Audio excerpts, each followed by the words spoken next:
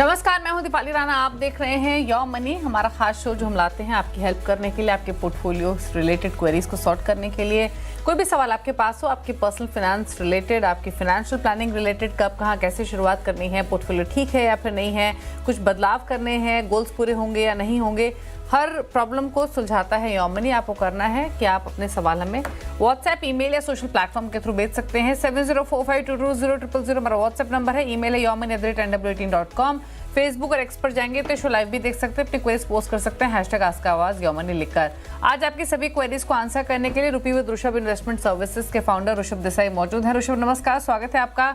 और in fact queries लेंगे, लेकिन उससे पहले बात करेंगे सेक्टोरल फंड्स के कि सेक्टोरल फंड्स एग्जैक्टली कौन से होते हैं, और मोस्ट इम्पॉर्टेंट कि अगर यहाँ पर कोई इन्वेस्टर एक्सपोजर ले भी रहा है तो किन बातों का ख्याल रखे, कितना रेलेवेंस है एक पोर्टफोलियो में सेक्टोरल फंड की प्रेजेंस का, जो तमाम एस्पेक्ट्स हैं इस कैटेगरी से जुड़े हुए वो समझते हैं। ऋषभ बताइए। दीपाली जी, पहले तो आपका बहुत बहुत शुक्रिया मुझे शो पर बुलाने के लिए। देखिए, सेक्टोरियल फंड क्या करता है? सेक्टोरियल फंड एक पर्टिकुलर सेक्टर में इन्वेस्ट करता है। हमारे इक्विटी मार्केट्स में करीबन 10 से 15 अलग अलग टाइप के सेक्टर्स होते हैं। मैं कुछ के नाम फॉर एग्जांपल तरीके से बता देता हूं। अभी मान लीजिए, देखिए, एक ऑटो सेक्टर आ जाता है, बैंकिंग सेक्टर आ जाता है, कमोडिटी सेक्टर है, energy, financial services, FMCG, pharma, manufacturing, tourism, infrastructure, IT, media, realty, etcetera. So ऐसे ये कुछ नाम है सेक्टर्स के।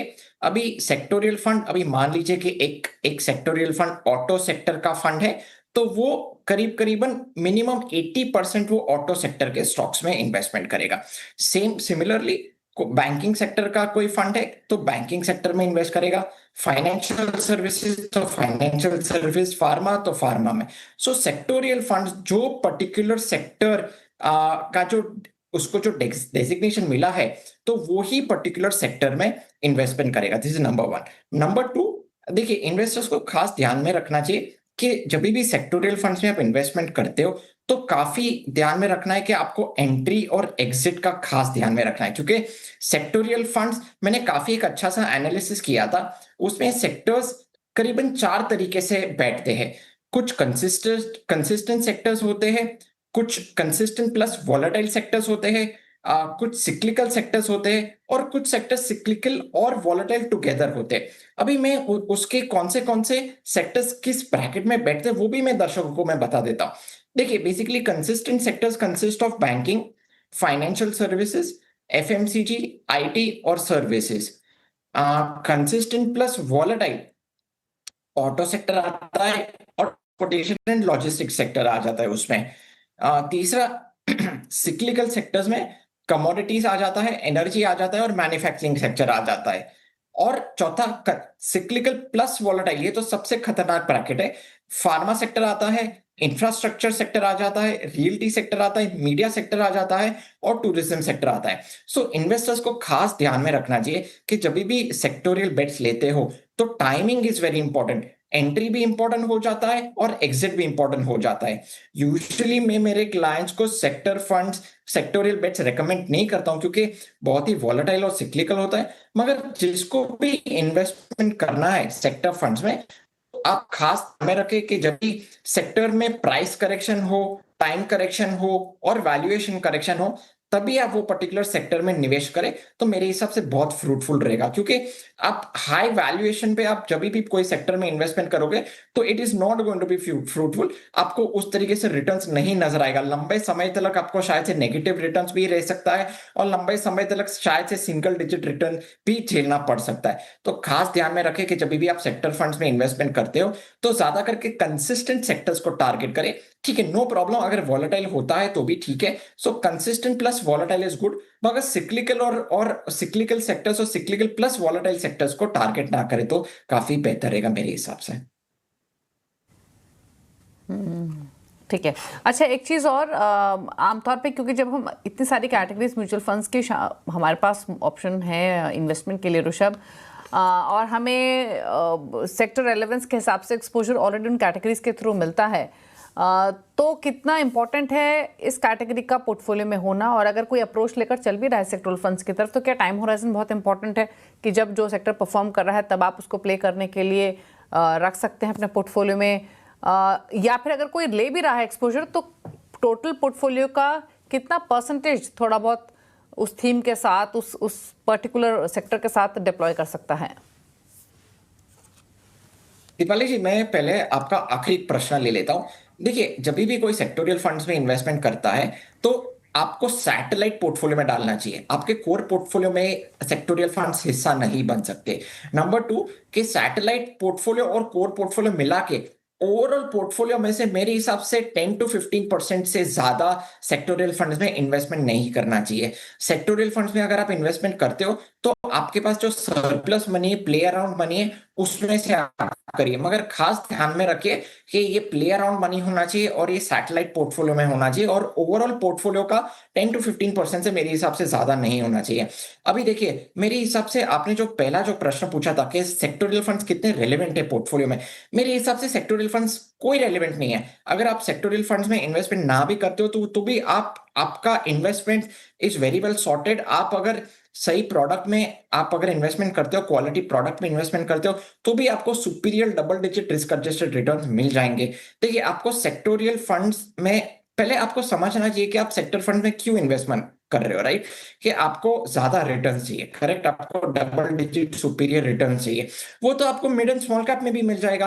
तो आप सही तरीके से आप मिड एंड स्मॉल कैप में भी आप इन्वेस्टमेंट करते हो तो भी आपको सुपीरियर डबल डिजिट रिटर्न्स मिल जाएंगे। सो मेरे हिसाब से सेक्टर फंड्स का कोई रेलेवेंट नहीं है। अगर आपको रिस्क लेना ही है, अगर आपको सुपीरियर डबल डिजिट रिटर्न्स चाहिए, तो आप comfortably mid and small cap में इन्वेस्टमेंट करिए, क्योंकि मिड एंड स्मॉल कैप में अभी भी फंड मैनेजर के पास काफी फ्लेक्सिबिलिटी होता है कि कौन से सेक्टर्स में इन्वेस्टमेंट करे, कौन से सेक्टर्स में इन्वेस्टमेंट ना करे, राइट? सो मेरे हिसाब से अगर आपको हाई रिटर्न्स हाई रिस्क लेना है, हाई रिस्क हाई रिटर्न का कोई प्रोडक्ट चाहिए, तो आप मिड एंड स्मॉल कैप्स में चाहिए, आप सेक्टोरियल फंड्स टच ना करिए। यही मेरा रिकमेंडेशन रहेगा। ओके, चलिए तो अब बात करते हैं क्वेरीज की, और बात करते हैं सबसे पहले व्यूअर से। गौरी का सवाल है, और गौरी का सवाल पूछने के लिए उनके हस्बैंड हमारे साथ कनेक्टेड हैं त्रिपुरा से। नमस्कार सर, बताइए क्या सवाल है? नमस्कार madam, good evening. Good evening, पूछिए अपना सवाल। मैंने जो सवाल भेजा है उसमें जो उनका मेरा वाइफ का जो पोर्टफोलियो है उसमें दो आपका 2016 से चालू किया हुआ है और रेगुलर में था उस टाइम। ओके। तो उसके बाद बीच में मैंने 2018 में उसमें कुछ विड्रॉल भी हुआ था 2 लाख लगभग। तो उसके बाद ये कंटिन्यू चल रहा है। तो 2024 में मैंने इन रेगुलर फंड्स को मैंने डायरेक्ट में कन्वर्ट किया।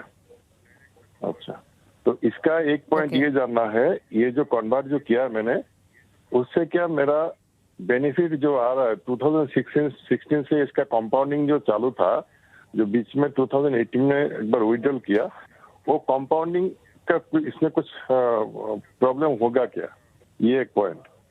और बाकी जो मेरा पोर्टफोलियो मैंने दे दिया वहाँ पे, जो पुराना जो था ICICI बैलेंस और वैल्यू, इन दोनों में मैंने अभी ग्रोथ किया। 2024 से मैं उसमें पैसा बढ़ा दिया।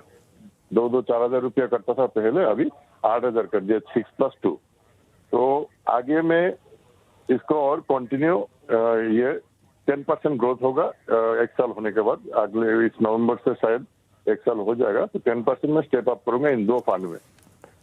नया 2024 से मैंने नया 4-5 स्टार्ट किया। फिर 5 ICICI opportunities, SBI Contra and PPF flexi और निपॉन इंडिया और Motilal Oswal mid cap. Okay. तो इनमें स्टार्ट किया। तो मैं वही जानना चाहता हूँ, ये नया जो पोर्टफोलियो है और पुराना दोनों मिला के मेरा आगे कितना हो सकता है, और रेगुलर फंड का इसमें क्या कोई प्रॉब्लम होगा क्या मेरा कंपाउंडिंग में? आपका भी टोटल पोर्टफोलियो की वैल्यू कितनी है सर? मेरे पोर्टफोलियो की वैल्यू टोटल 7 लाख 7.5। और अभी आपकी जो एक्टिव SIPs हैं वो 17,500 के आसपास के, राइट? यस। ओके। तो ऋषभ, इन्होंने अपने फंड्स की तमाम डिटेल्स मेंशन करी, नया पोर्टफोलियो की भी बात की, 7.5 लाख पोर्टफोलियो की वैल्यू है। तो पोर्टफोलियो कैसा है जानना तो चाहते हैं ही, लमसम और एक्टिव एसआईपीज के साथ प्लस 10% स्टेप अप करने का भी प्लान है। 7.5 लाख हैं भी पोर्टफोलियो में, 5 साल का नजरिया है, क्या सजेशन? दीपाली जी, पहले तो उनके पोर्टफोलियो पे आ जाता हूँ। देखिए, portfolio is not very well diversified unfortunately. काफी सारे फंड सेम एएमसी में ले रखे हैं उन्होंने। फॉर एग्जांपल देखिए, एचडीएफसी मल्टी कैप है और एचडीएफसी फ्लेक्सी कैप है।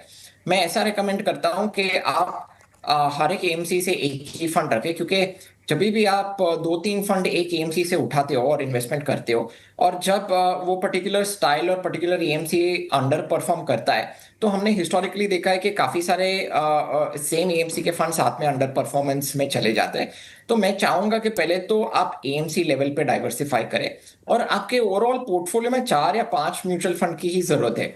मैं देख रहा हूं कि काफी सारे म्यूचुअल फंड्स भी ले रखे हैं, डायरेक्ट और रेगुलर, बट अगेन डायरेक्ट और रेगुलर इज इरेलेवेंट। मेरे हिसाब से आप 5 फंड रखें, 4 या 5 फंड रखें।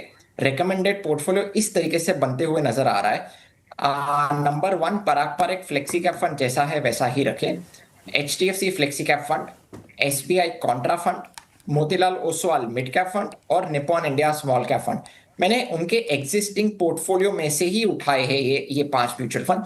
ये 5 म्यूचुअल फंड में आप 20% एलोकेशन ईच रखें, क्योंकि अभी सिर्फ 5 साल का ही टाइम होराइजन है।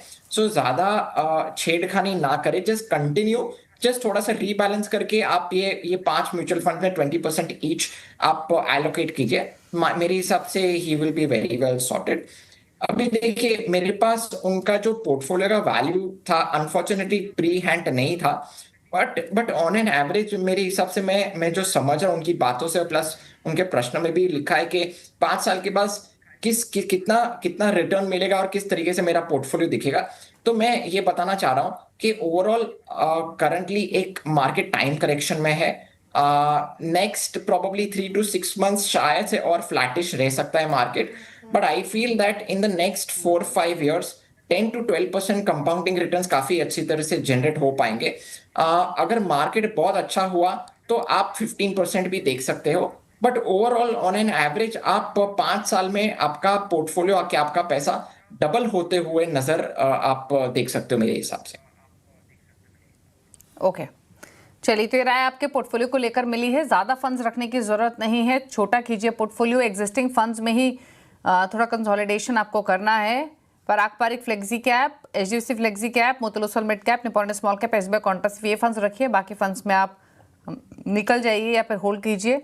और रही बात आपके गोल की, 10-12% का रिटर्न आप एक्सपेक्ट कर सकते हैं 5 years के टाइम होराइजन से। बात करते हैं अगले व्यूअर से। संजीव कुमार बिहार से हमारे साथ कनेक्टेड हैं। संजीव जी नमस्कार, पूछिए अपना सवाल। नमस्कार। हाँ नमस्कार मैम, मैं 14,000 रुपये पर मंथ एसआईपी कर रहा हूँ मैम, और 1,05,000 रुपये मेरा पोर्टफोलियो वैल्यू है। मुझे 2032 तक एसआईपी कंटिन्यू करना है और ऐड भी कर सकता हूँ मैम। तो 25 लाख रुपए की रिक्वायरमेंट है मैम। तो मेरा फंड जो है आपके पास भेजा हुआ है मैम। जी ठीक है, यानी 7 साल में आपको 25 लाख रुपए चाहिए 2032 तक। मंथली एसआईपी 14,000 की है, अभी पोर्टफोलियो 1 लाख रुपए का है। कौन से फंड्स है? पराग पर एक फ्लेक्सी कैप 5,000, 4,500 डाल रहे हैं एचडीएफसी बीएससी सेंसेक्स फंड में, एचडीएफसी मिड कैप में 2,500 कोटक लार्ज मिड कैप में। क्या सजेशन रहेगा इनके लिए? दीपाली जी, पहले तो मैं उनके गोल पे आ जाता हूँ, थोड़ा मैथमेटिक्स और कैलकुलेशन पे आ जाता हूँ। देखिए, मैं अज्यूम कर रहा हूँ 10% compounding returns in equity for the next 7 years। जो 14,000 की जो एसआईपी कर रहे हैं, करीबन वो 17 लाख इकट्ठा कर पाएंगे at the end of the 7th year। So unfortunately वो 25 लाख तो इकट्ठा नहीं कर पा रहे।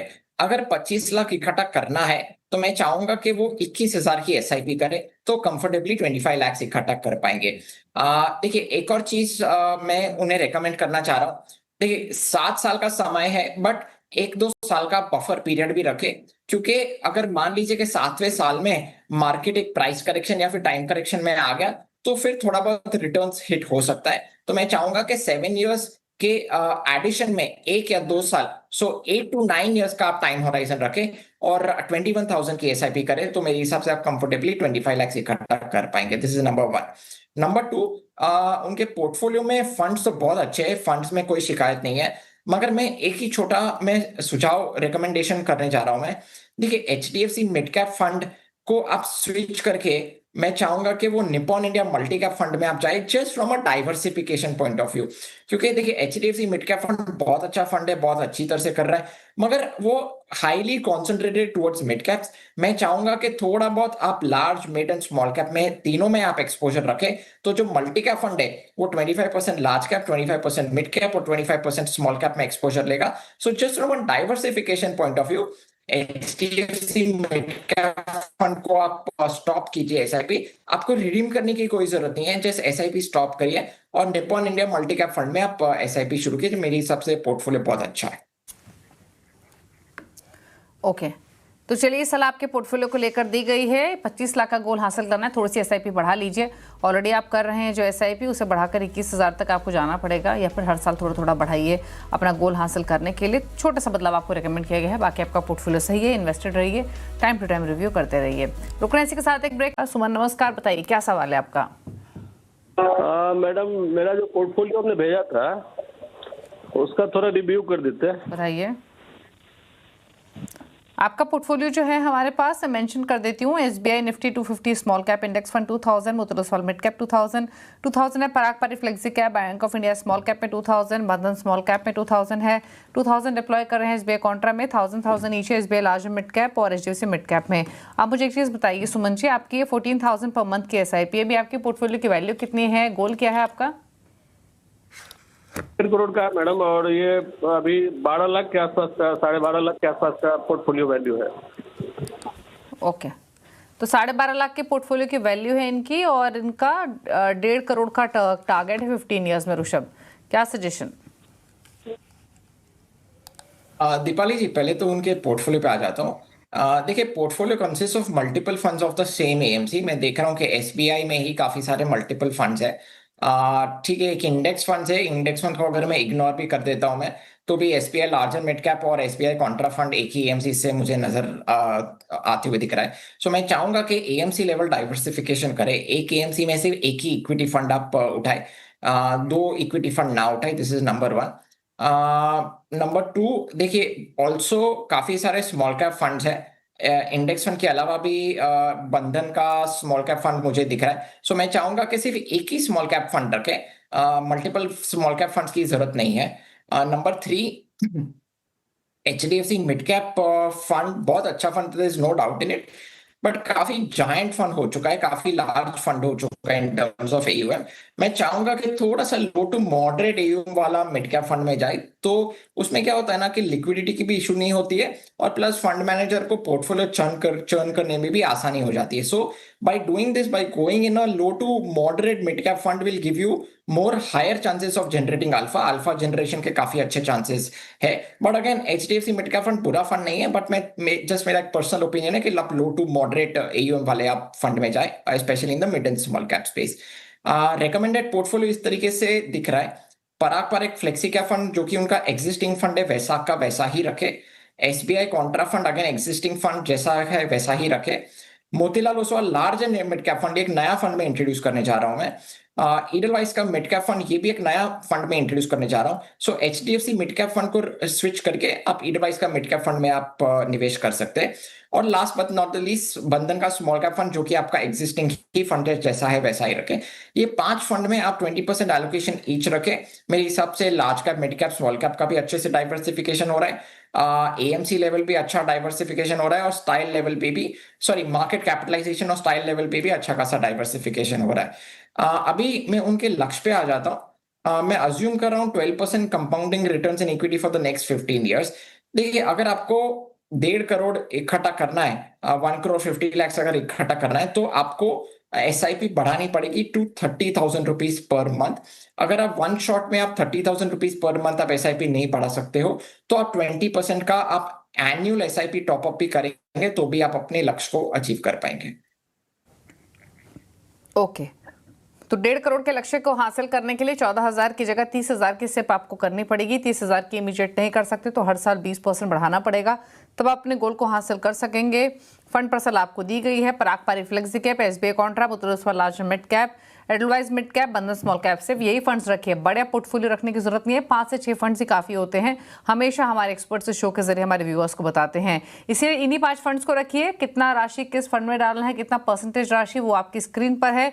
बाकी सभी फंड से निकलने की सलाह, फिर चाहे वो SBI Nifty 250 small cap index हो, Motilal Oswal mid cap, bank of India small cap, SBI large mid cap और एचडीएफसी मिड कैप है। तो ये बदलाव कीजिए, इन्वेस्टेड रहिए, टाइम टू टाइम अपने पोर्टफोलियो को रिव्यू करते रहिए। चलिए, सवाल तो इतने शामिल करेंगे, लेकिन आपकी तरफ से जो टॉप 4 फंड्स हैं ऋषभ, वो कौन से हैं? कौन से फंड्स पिक किए हैं आपने? दीपाली जी, मेरे टॉप 4 फंड्स डाइवर्सिफाइड फंड्स है, जिन्हें मिड कैप और स्मॉल कैप में एक्सपोजर नहीं लेना है, मगर फिर भी एक superior risk adjusted returns equity markets में से चाहिए। तो number 1 Parag Parekh flexi cap fund है। Number 2 Invesco India focused fund. Number 3 Motilal Oswal large and mid cap fund. और number 4 Nippon India multi cap fund. ये 4 वेल डाइवर्सिफाइड फंड्स है, जिन्हें प्योर मिड कैप और स्मॉल कैप में एक्सपोजर नहीं चाहिए। ये 4 फंड से आप पोर्टफोलियो बना सकते हैं।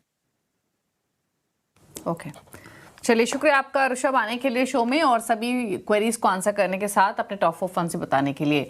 इसी के साथ योर मनी में तो इतना ही। ब्रेक के बाद भी खबरें जानिए CNBC आवाज पर। नमस्कार।